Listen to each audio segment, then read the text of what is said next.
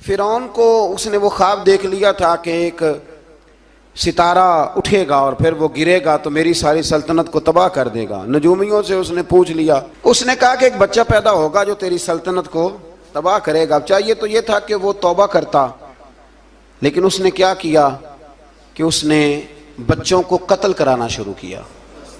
یذبحون ابناءکم، ذبح کرا دیتا تھا تمہارے بیٹوں کو، اور بچیوں کو وہ زندہ رکھتا تھا۔ اللہ تبارک و تعالیٰ کی قدرت دیکھیے، رب بڑا ہی کریم ہے۔ آپ یقین کریں مولا کے دینے کے انوکھے ہی انداز ہیں۔ یعنی حضرت موسیٰ کوہ طور کے پاس آگ لینے جائیں تو اللہ تبارک و تعالیٰ پہلی وہی فرما کے نبی بنا لے۔ بھائی حضرت یوسف کو کنویں میں ڈالیں تو رب وہاں سے نکال کے مصر کا حکمران بنا دے۔ وہ بڑا ہی بے نیاز ہے، مولا کے دینے کے انداز بڑے ہی انوکھے ہیں، وہ بڑے انوکھے انداز میں نوازتا ہے۔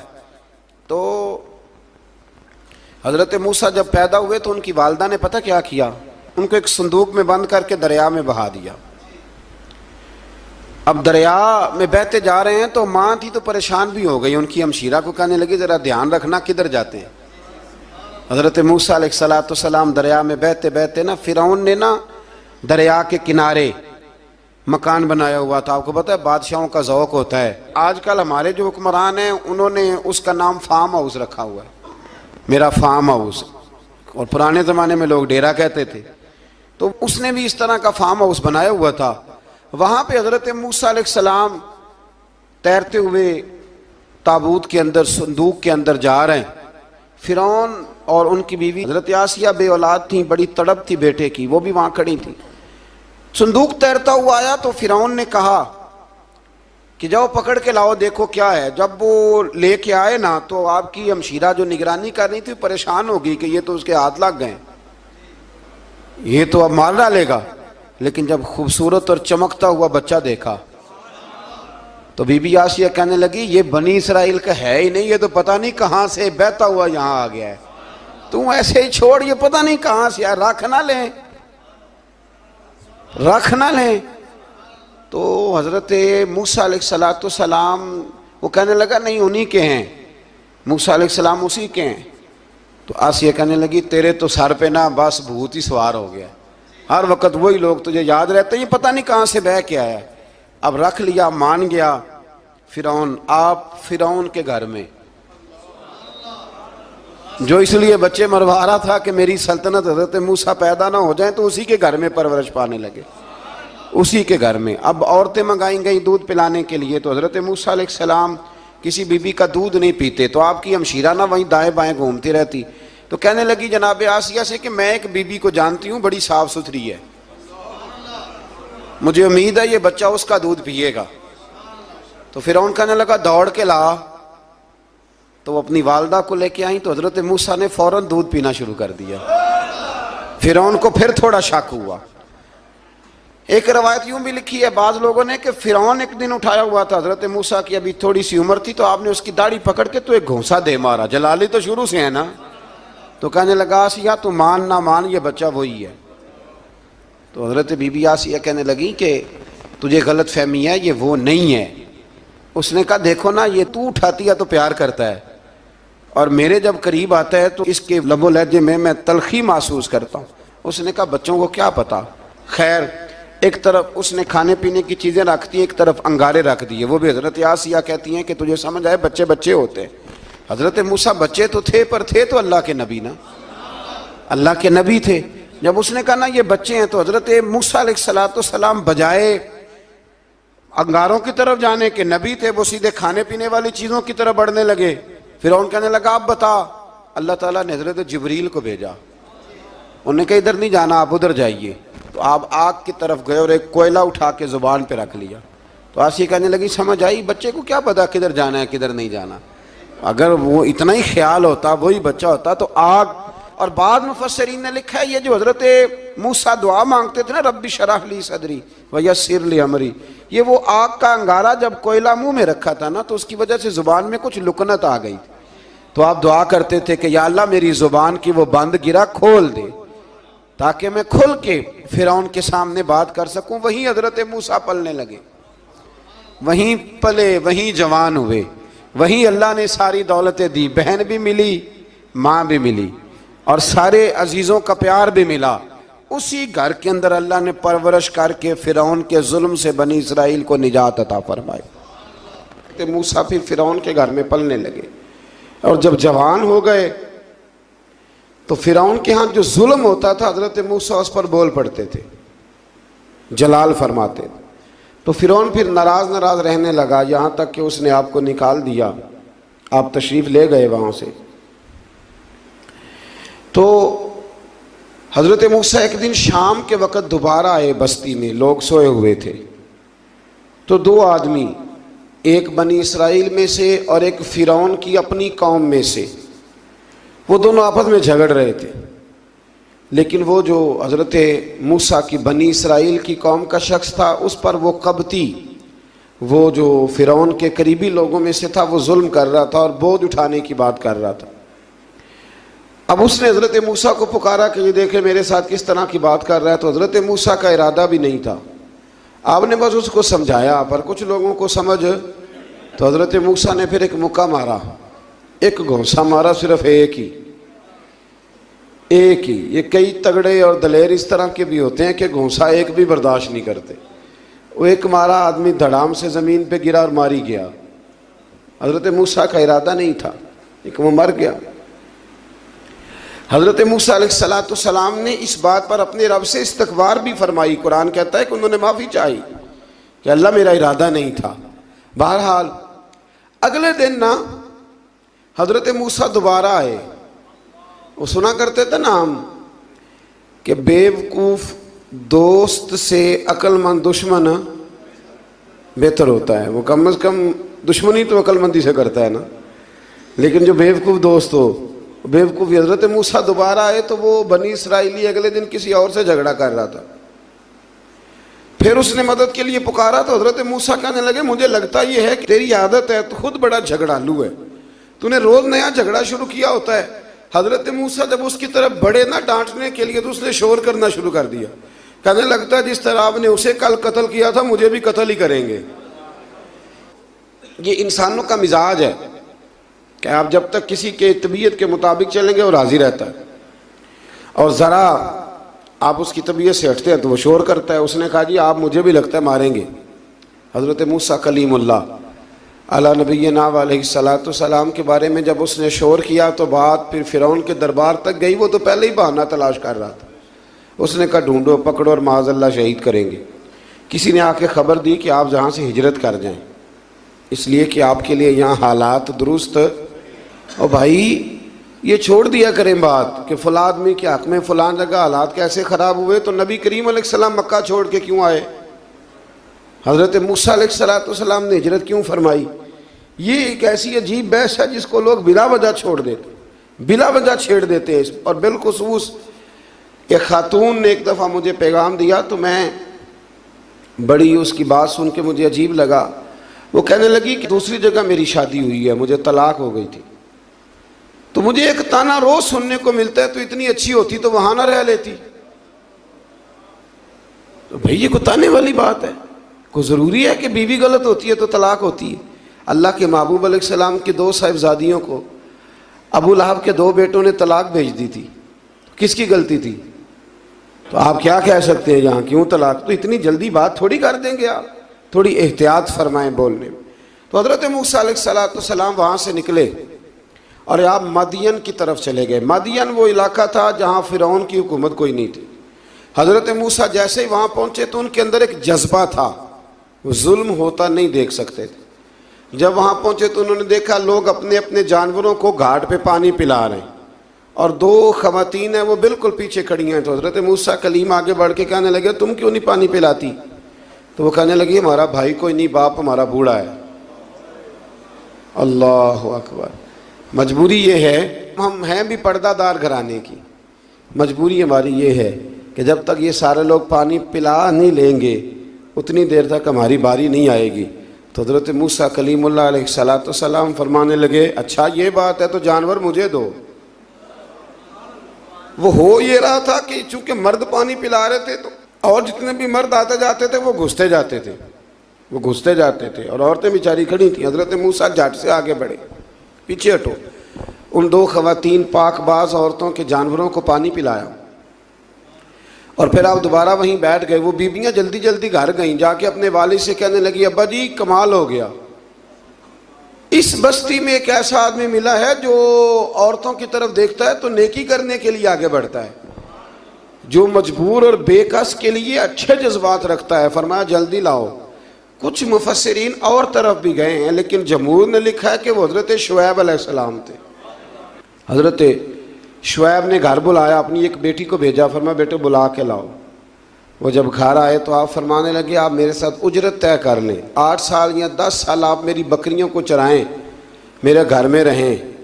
اور پھر فوراً ہی فرمانے لگے اگر آپ ہمارے گھر میں رہیں گے، دیکھ بھال کریں گے، تو میں اپنی ایک بیٹی کا نکاح بھی آپ کے ساتھ کر دوں گا۔ تو 8 سے 10 سال حضرت موسیٰ نے وہاں قیام فرمایا۔ اور پھر جب آپ کا نکاح ہو گیا تو آپ اپنی بیوی کو لے کے مصر کی جانب جا رہے تھے، تو رستے میں نا ٹھنڈ زیادہ ہو گئی، تو اپنی زوجہ سے کہنے لگے وہاں آگ جل رہی ہے، میں تیرے لیے آگ لے کے آتا ہوں تاکہ تو تاپ سکے، گرمی حاصل کر سکے۔ وہاں گئے تو درخت سے آواز آئی موسیٰ میں تیرا رب ہوں۔ درخت سے آواز آئی موسیٰ میں تیرا رب ہوں۔ اور حضرت موسیٰ کلیم اللہ کو وہاں وحی آنی شروع ہوئی، وہاں وہیں اللہ تعالیٰ نے انہیں وہ عصا عطا فرمایا جو پھر بعد میں اژدہا بنتا تھا۔ رب کریم نے وہیں حضرت موسیٰ کلیم کو وہیں ید بیضا عطا فرمایا۔ اپنا ہاتھ گریبان میں ڈال کے نکالتے تھے تو چاند اور سورج کی طرح روشنی دیا کرتا تھا۔ ید بیضا لیے بیٹھے ہیں اپنی۔ میں کبھی کبھی کہا کرتا ہوں کہ مولا کے دینے کے انداز بڑے انوکھے ہیں۔ بھائی یوسف کو کنویں میں پھینکتے ہیں تو اللہ مصر کا حکمران بنا دیتا ہے۔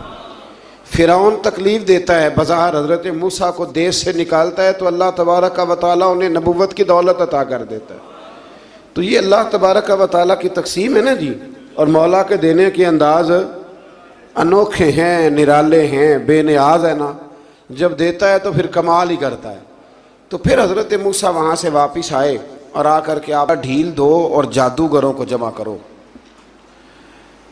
جادوگر آئے، انہوں نے فرعون سے کہا کہ ہم حضرت موسیٰ کے مقابلے میں جادو تو دکھائیں گے معاذ اللہ، لیکن اگر ہم غالب آ گئے تو پھر ہمارا انعام کیا ہوگا؟ سودا پہلے طے کرنا ہے، کیا انعام ملے گا؟ اس نے کہا کہ اگر تم غالب آ گئے تو میں تمہیں اپنا قریبی بنا لوں گا۔ بادشاہوں کا قریبی ہونا بھی تو بڑی بات ہے نا، لوگ بڑے پاپڑ بیلتے ہیں قریبی ہونے کے لیے۔ اور یہ جو قریبی ہوتے ہیں نا، بالخصوص جو بادشاہوں کے قریبی ہوتے ہیں، بادشاہوں کی تباہی کا سبب بھی یہی لوگ ہی بنتے ہیں۔ یہ ان کو روز خبر دیتے ہیں کہ سب اچھا ہے، سب اچھا ہے۔ اور دنیا کے زیادہ تر حکمران انہی لوگوں کی وجہ سے تباہ ہوتے ہیں، چونکہ ان کا خود عوام سے رابطہ نہیں رہتا۔ اگر وہ خود عوام کے ساتھ ڈائریکٹ رابطہ کریں تو شاید انہیں اچھی اور صاف ستھری چیزیں سمجھنے کو مل جائیں۔ خیر، جادوگروں نے جب کہا ہمیں کیا دو گے تو اس نے کہا تمہیں قریبی بنا لوں گا۔ جادوگروں نے موسیٰ علیہ السلام سے کہا کہ آپ پہل کریں گے یا ہم پہل کریں؟ تو موسیٰ علیہ السلام نے کہا تم پہل کرو۔ جب جادوگروں نے اپنی رسیاں زمین پہ ڈالیں تو لوگوں کی نگاہوں کو سحر زدہ کر دیا، جادو کر دیا اور انہیں ڈروا دیا۔ انہوں نے کہا یہ تو بڑا جادو لے آئے۔ اللہ تعالیٰ نے حضرت موسیٰ علیہ السلام کو حکم دیا کہ آپ بھی اپنا عصا زمین پہ ڈالیں۔ ان کی رسیاں سانپ بن گئی تھی نا، دراصل وہ سانپ بنی نہیں تھی، لوگوں کی آنکھوں پر جادو ہو گیا تھا، انہیں سانپ نظر آ رہا تھا۔ فرمایا آپ بھی اپنا عصا زمین پہ ڈالیں۔ وہ عصا سانپ بنا اور جادوگروں کی ساری چیزوں کو نگل ہی گیا۔ ان کی بہت ساری رسیاں سانپ بنی تھی، ان کا ایک ہی عصا سانپ بنا اور سب کو نگل گیا۔ اس طرح کے معجزے کی حقانیت اور جادوگروں کا بطلان ثابت ہوا اور فرعونی رسوا ہو گئے۔ جادوگر سجدے میں گر گئے اور اللہ پر ایمان لے آئے۔ فرعون نے انہیں دھمکی دی کہ تم میری اجازت کے بغیر ایمان لے آئے ہو، میں تمہارے ہاتھ اور پاؤں مخالف سمت سے کاٹ دوں گا، یعنی الٹا ہاتھ کاٹ دوں گا، سیدھا پیر کاٹ دوں گا، میری بغیر اجازت ایمان لے آئے ہو، اور تمہیں سولی پہ بھی چڑھوا دوں گا۔ انہوں نے کہا کہ ایمان لانے کی پاداش میں تم ہمیں سزا دینا چاہتے ہو؟ پھر انہوں نے اللہ تعالیٰ سے صبر اور استقامت کی دعا کی۔ اس کے بعد فرعون نے بنی اسرائیل کے بیٹوں کو قتل کرنے کی اور بیٹیوں کو زندہ چھوڑنے کا حکم دے دیا۔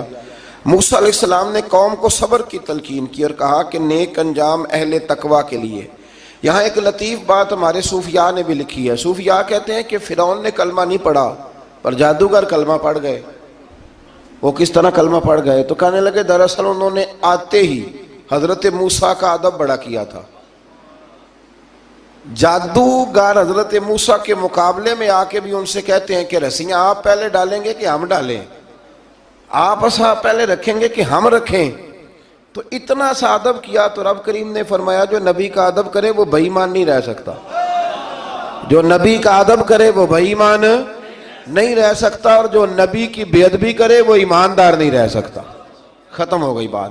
یہاں ہمارے صوفیاء نے یہ بات لکھی ہے کہ چونکہ انہوں نے آتے ہی کہا تھا کہ آپ پہلے ڈالیں گے یا ہم پہلے ڈالیں، تو حضرت موسیٰ سے انہوں نے پوچھ لیا. نبی کے پوچھے بغیر پہل نہیں کی تو اللہ نے انہیں ایمان کی دولت عطا کر. اللہ تعالیٰ نے فرعونیوں پر قحط سالی کا عذاب نازل کیا. فرعونیوں کا طریقہ یہ تھا کہ اچھائی کو اپنا کمال گردانتے تھے، کہتے تھے یہ ہماری طرف سے، اور برائی کو معاذ اللہ بدشگونی کے طور پر موسیٰ علیہ السلام کی طرف منسوب کرتے تھے. کہتے تھے معاذ اللہ آپ کی وجہ سے یہ سارا کچھ ہو رہا ہے. ہوتے نا نہیں کہتے ہیں جب سے میں وہاں گیا ہوں تب سے. ہمارے بزرگ ایک لطیفہ بھی سنایا کرتے تھے کہ کسی زمیندار نے نماز پڑھنی شروع کی تھی تو اس کے جانور مرنے شروع ہو گئے. اب لوگ سمجھتے ہیں کہ معاذ اللہ شاید یہ کسی بزرگ کے سبب سے ایسا ہے، حالانکہ یہ تو اللہ کی طرف سے آزمائش ہوتی ہے، اس کی حکمتیں ہوتی ہیں. اللہ تبارک و تعالیٰ نے ان پر عذاب کیا نازل کیا. آیت نمبر 130 اور 143 کبھی آپ سورہ اعراف کی پڑھیں تو اللہ تعالیٰ نے ان پر ٹڈیوں کا، جموں کا، مینڈکوں کا اور خون کا عذاب نازل کیا. یہ کس قسم کا عذاب ہے؟ جمعیں پڑ گئیں، ٹڈیاں آ گئیں، یہ اللہ نے عذاب نازل کیا. جب وہ عذاب میں مبتلا ہوئے تو موسیٰ علیہ السلام سے کہا کہ آپ اللہ سے دعا کریں کہ ہم سے یہ عذاب ٹل جائے. تو پھر اللہ تبارک و تعالیٰ نے بنی اسرائیل کو سمندر پار کر کے ایسی قوم کے پاس پہنچا دیا جو بتوں کی پرستش کرتی تھی. وہ تو بچ گئے لیکن فرعونی سارے دریا کے اندر غرق ہو گئے. حضرت موسیٰ علیہ السلام سے کہنے لگے کہ ہمارے لیے بھی یہ خدا بنا دیجئے. حضرت موسیٰ علیہ السلام نے فرمایا بت پرستی کرنے والے جاہل ہیں. یہ بت پرست قوم کے پاس جب گئے نا بنی اسرائیل والے، بت پوجتے ہوئے دیکھا تو کہنے لگے ہمارے لیے بھی سامنے بنا کے رکھ دو. فرمایا یہ تو جاہل ہیں، تم انہیں دیکھ کے اثر قبول کر رہے ہو، اور اپنی جاہلیت کے باعث یہ ہلاک ہونے والے بھی ہیں. پھر اللہ تعالیٰ نے بنی اسرائیل پر اپنی نعمتوں کا ذکر فرمایا، اور موسیٰ علیہ السلام نے اپنی قوم میں ہارون علیہ السلام کو اپنا جانشین فرمایا اور کوہ طور پر تشریف لے گئے. اللہ نے فرمایا وہاں آ جائیں، میں آپ کو تورات عطا کرتا ہوں. 40 دن کا یہ عرصہ تھا. موسیٰ علیہ السلام نے وہاں پہ جا کے، وہ سارا واقعہ بھی انہی آیات میں ہے کہ حضرت موسیٰ نے عرض کیا تھا کہ رب ارنی، یا اللہ میں تجھے دیکھنا چاہتا ہوں. تو فرمایا لن ترانی، تو نہیں دیکھ سکتا. وہ بھی یہاں اللہ نے ذکر فرمایا. پھر اللہ تعالیٰ نے اپنی ایک تجلی جب کوہ طور پہ ڈالی تو حضرت موسیٰ علیہ السلام تاب نہ لا سکے اور بے ہوش ہو گئے، اور پہاڑ بھی ریزہ ریزہ ہو گیا. اس کا ذکر بھی اللہ نے انہی آیات میں فرمایا. آیت نمبر 144 سے 155 تک حضرت موسیٰ علیہ السلام کو رسالت عطا کرنے، کلیم اللہ کا منصب عطا کرنے، تورات عطا کرنے کا ذکر ہے. آگے چل کے بتایا کہ جو متکبر لوگ ہیں نا وہ آیات الہیہ سے منہ پھیرتے ہیں، اور جو لوگ اللہ کی آیات اور قیامت کو جھٹلاتے ہیں ان کے اعمال باطل ہیں. پھر موسیٰ علیہ السلام کے کوہ طور پر قیام کے عرصے میں بنی اسرائیل کے زیورات سے بچڑا بنا کر اسے معبود بنانے کا ذکر ہے. ان میں ایک جادوگر تھا سامری، سنا ہے سلالہ میں اس کی قبر ہے. حضرت موسیٰ کوہ طور پہ چلے گئے تو اس نے پیچھے سے نا سونے کا ایک بچڑا بنا لیا، اس میں سونے کی تاریں اس کے منہ میں لگائیں، ہوا چلتی تھی تو بجتی تھی. اتنے کمزور عقیدے کی یہ قوم تھی کہ انہوں نے فٹافٹ ماننا شروع کر لیا. فٹافٹ ماننا، کہنے لگے یہ ٹھیک ہے. چنانچہ موسیٰ علیہ السلام جب واپس آئے تو قوم پر غصے اور افسوس کا اظہار فرمایا اور کہا میرے پیچھے تم نے ایسا برا کام کیا. انہوں نے تورات کی تختیاں بھی زمین پہ ڈالیں اور اپنے بھائی ہارون علیہ السلام کا سر پکڑ کے اس سے جواب طلبی کی. انہوں نے کہا اے میرے ماں جائے، بڑے خوبصورت لفظ ہے قرآن پاک، اے میرے ماں جائے، اے میرے بھائی، قوم نے مجھے بے بس کر دیا اور قریب تھا کہ یہ مجھے قتل بھی کر دیتے. اب آپ مجھ پر سختی کر کے دشمنوں کو ہنسنے کا موقع نہ دیں. کبھی بھی دشمنوں کو اپنے اوپر ہنسنے کا موقع نہ دینا چاہیے۔ پھر آیت نمبر 151 میں موسیٰ علیہ السلام کی دعا اور کلمات استغفار کا ذکر ہے۔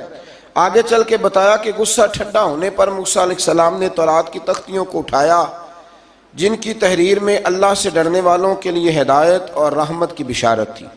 آیت نمبر 156 سے لے کر 158 تک میں موسیٰ علیہ السلام کی دعا کا ذکر ہے، جس میں انہوں نے اپنی قوم کے لیے اللہ تعالیٰ سے دنیا اور آخرت کی بھلائی مانگی۔